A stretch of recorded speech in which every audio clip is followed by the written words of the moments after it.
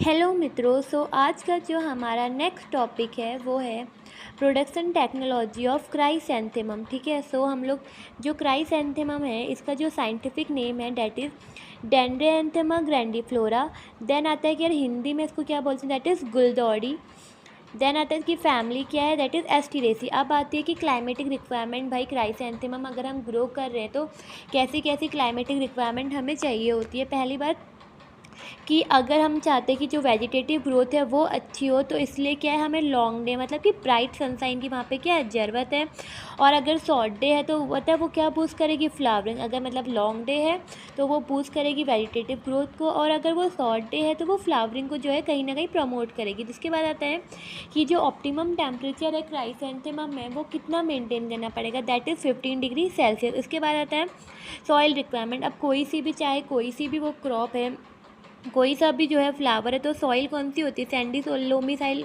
आप हर सब में ये लिख सकते हो कि the best soil is Sandy loamy soil, जो वेल ड्रेन्ड हो, जिसमें और आपको जो वाटर लॉगिंग की जो कंडीशन है वो वहाँ पे जो है ना हो, ऐसी ही सॉइल को जो है हम मोस्टली जो है मतलब उसे प्रीफर करते हैं। उसके बाद आता है कि वेराइटीज़। अब इसका वेराइटीज़ में भी क्लासिफिकेशन है।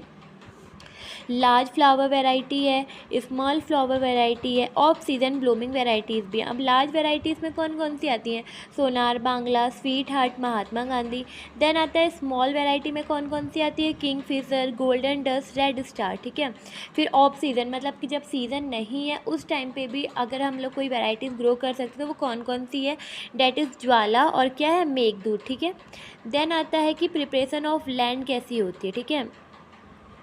तो लैंड का तो सिंपल ही है। पहले तो हम एक ऐसा लैंड सेलेक्ट करेंगे जहाँ पे प्रॉपर इरिगेशन की फैसिलिटीज़ हो, प्रॉपर ड्रेनेज हो।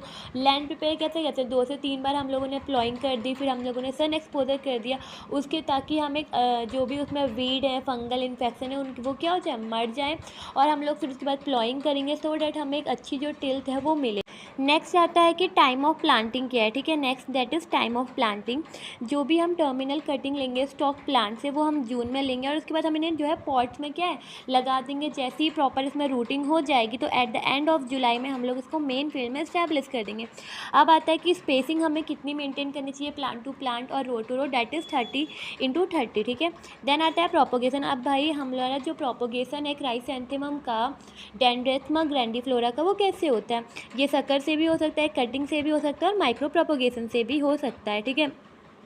अब शक्कर से कैसे होता है, देखो जैसे ही फ्लावरिंग आ जाए उसके बाद पता है हम लोग जो है ना, जैसी फ्लावरिंग आ गई, जो ये कट आप देख रहे हो, जो भी सॉइल का ये वाला एरिया है, मतलब साइड साइड से जो है हम लोग कट कर देंगे, सो डैट क्या होगा कि जो शक्कर की ग्रोथ है वो इनहेंस हो जाएगी। फिर हम इन्हीं शक्कर का यूज़ करेंगे एज अ प्रोपोगेटिंग मटेरियल। मान लीजिए देख रहे हो ना आप। ठीक है। तो ये जो है ना, मान लीजिए ये शक्कर है, जैसी आपकी जैसे फ्लावरिंग हो गई, मतलब फ्लावर आ गए, तो उस टाइम पे हम लोगों ने क्या करना है, साइड से जो है कट कर देना है। उससे क्या होगा, शक्कर की ग्रोथ जो है इनहेंस हो जाएगी। अब जो ये शक्कर है हम उसको यूज़ कर सकते हैं एज अ प्रोपोगेटिंग मटीरियल। ठीक है। आफ्टर फ्लावरिंग, जैसे ही फ्लावरिंग होगी हम स्टेम को कट कर देंगे, जैसे इसमें दिखा है कि भाई अबव द ग्राउंड में हमने उस स्टेम को जो है कट कर देंगे। इससे क्या होगा कि जो साइड शक्कर है उनका जो मतलब वो और ज़्यादा जो है फॉर्म होगी। फिर हम उसे मदर प्लांट से सेपरेट कर देंगे और जो सैंड बेड है वहाँ पे स्टैब्लिश कर देंगे। ठीक है। अगर वेल रूटेड अच्छे खासे शक्कर है तो हम उन्हें डायरेक्टली भी जो है मेन फील्ड में जो है ट्रांसप्लांट कर सकते हैं। 1 हेक्टेयर लैंड में हमें कितने शक्कर चाहिए होते हैं, डेट इज़ 1,11,000 शक्कर हमें रिक्वायर्ड होते हैं। और जो ये शक्कर है आप इसे कब प्लांटेड करोगे, जून जुलाई में, जैसे कि मैंने आपको बताया ही था, at the end of July. ठीक है। मतलब जून जुलाई में आप करेंगे। और कितनी स्पेसिंग में करोगे, डेट इज़ 30x30। फिर आपको शक्कर का पता ही चल गया कि भाई फ्लावरिंग जैसी हुई तो आपने स्टैम के जो भी अगल बगल है काट दिया। फिर यहाँ पे से शक्कर की जो है डेवलपमेंट हुआ, और फिर आपको उसे मदर प्लांट से जो है मतलब मदर प्लांट से सेपरेट कर लेना है। या तो आप उसे सैंड बेड में भी लगा दीजिए ताकि अच्छे से रूटिंग हो जाए, आफ्टर डेट आप उसे ट्रांसप्लांट करें, या फिर आप उसे डायरेक्टली भी मेन फील्ड में लगा सकते हैं अगर वो अच्छा है। ठीक है। अच्छी मतलब हेल्दी है।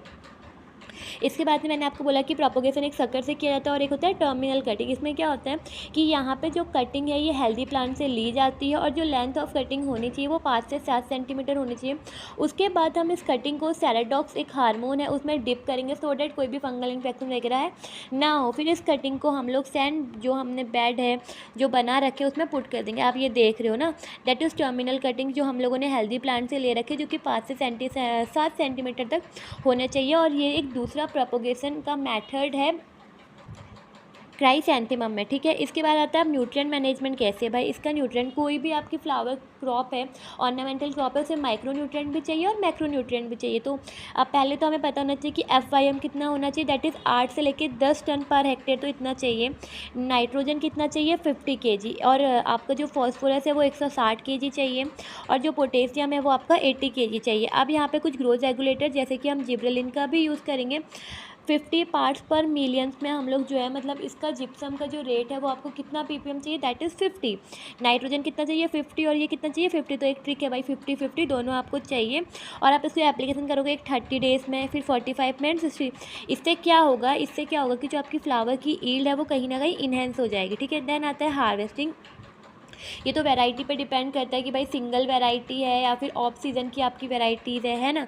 तो ये जो जैसे ही आपने ट्रांसप्लांटिंग करी, मान लीजिए आपने जुलाई में ट्रांसप्लांटिंग करी तो 3 से 4 महीने बाद, यानी आपने जुलाई में हार्वेस्टिंग की, अगस्त सितंबर अक्टूबर नवंबर, तो जो नवंबर में आपकी जो ये ऑर्नामेंटल क्रॉप है क्राइसैंथेमम ये रेडी हो जाएगी हार्वेस्टिंग की। आप जो करेक्ट स्टेज है तो डिपेंड करेगी हमें किस पर्पज़ के लिए चाहिए, मार्केटिंग पर्पज़ के लिए, तो कल्टीवेटर पर डिपेंड करता है। जो अब हम बात करते हैं कि इसमें ईल्ड कितनी आती है, अगर हम ईल्ड की बात करते हैं तो वो 9 से टन्स ऑफ लूज फ्लावर पर एकड़ जो आता है। मतलब यहाँ पे जो है लूज जो फ्लावर होते हैं ना पर एकड़ कितने आते हैं, दैट इज़ 9 to 10।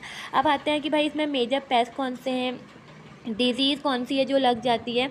तो जो इसमें डिज़ीज़ है जैसे कि रूट रॉट है वो लग जाएगा, लीफ स्पॉट हो जाएगी, विल्टिंग, ये कुछ तो ये तो आपको पता ही है कि यार विल्टिंग हो जाती है, पाउडर माइल्ड्यू है, रूट रॉट है, फ्लावर बर्ड, ये सब फ्लावर बर्ड रॉट हो जाता है ये। अब इनको कंट्रोल करने के लिए आप मैनकोजेब की स्प्रे भी डाल सकते हो। कुछ रेसिस्टेंट वेराइटीज़ का जो भी आपको इन्फेक्टेड लीव्स वगैरह दिख रही हैं आप उनको हटा दीजिए अपने फील्ड से। पेस्ट में कौन कौन से, एफिड है, थ्रिप है, लीफ माइनर है, इनको कंट्रोल करने के लिए भी आप मैलेथियन का जो है यूज़ कर सकते हैं। और so production technology of chrysanthemum is complete. Thank you for watching my channel कृषि वाणी।